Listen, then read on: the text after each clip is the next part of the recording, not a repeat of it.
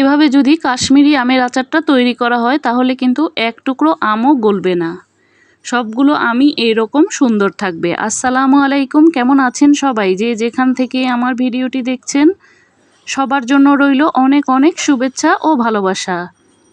তৈরি করার জন্য প্রথমেই আমি 1.5 কেজি আমকে ছিলে এইভাবে লম্বা লম্বা করে কেটে নিয়েছি। এবার একটি বোলের মধ্যে আমি কিছুটা পানি নিয়ে নেব, সাথে দিয়ে দেব 2 চা চামচ চুন। এবার চুনটাকে ভালোভাবে পানির সাথে মিশিয়ে নেব। এবার কেটে রাখা আমের টুকরোগুলোকে দিয়ে দেব। আমের টুকরোগুলো কিন্তু চুনের মধ্যে ভিজিয়ে রাখলে একটি আমের টুকরো ভেঙে যাবে না। 1 ঘন্টার জন্য এবার আমের টুকরোগুলোকে ভিজিয়ে রাখবো।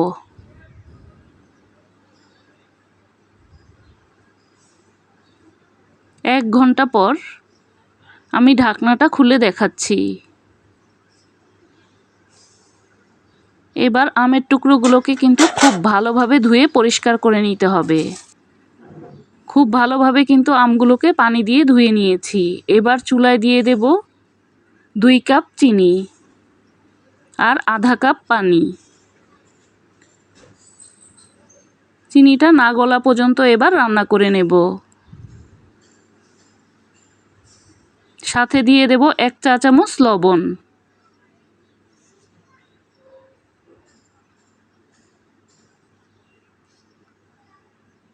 চিনিটা খুব ভালোভাবে গলে গেলে দিয়ে দেব 1 টেবিল চামচ এরকম লম্বা লম্বা ফালি করে কুচি করা আদা। আদা কুচিটা দেওয়ার পর 2-3 মিনিটের মতো জাল করে নিয়েছি। এবার ধুয়ে রাখা আমের টুকরোগুলোকে দিয়ে দেব।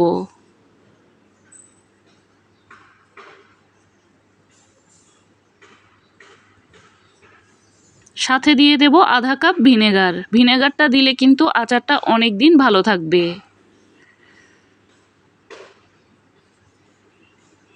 এবার নাড়াচাড়া দিয়ে মিশিয়ে নিয়ে ঢাকনা দিয়ে ঢেকে 5 মিনিট রান্না করব। 5 মিনিট পর আমি ঢাকনাটা খুলে নিয়েছি। এবার খুব আলতো হাতে উল্টে দেব যেন ভেঙে না যায়।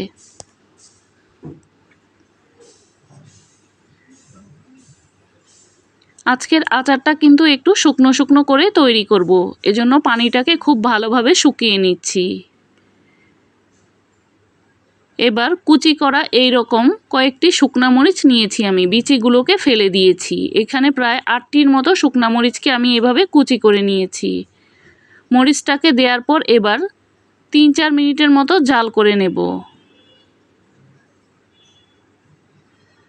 চুলাটা আমি এখন বন্ধ করে দিয়েছি। ঠান্ডা হবার পর কিন্তু চিনির শিরাটা আরও কিছুটা শুকিয়ে আসবে। আমের কালারটা কিন্তু এখন অনেকটাই স্বচ্ছ হয়ে গিয়েছে, দেখেই নিশ্চয়ই বুঝতে পারছেন। এবার কাশ্মীরি আমের আচারটা তৈরি। এইভাবে আচারটা তৈরি করে কিন্তু নর্মাল ফ্রিজে রেখে বছর জুড়ে সংরক্ষণ করতে পারবেন। আমের সিজন থাকতে থাকতে অবশ্যই একবার এইভাবে পছন্দের আচারগুলোকে তৈরি করে নিতে পারেন। আবারও দেখা হবে নতুন কোনো রেসিপি নিয়ে। সে পর্যন্ত ভালো থাকবেন, সুস্থ থাকবেন। আল্লাহ হাফেজ।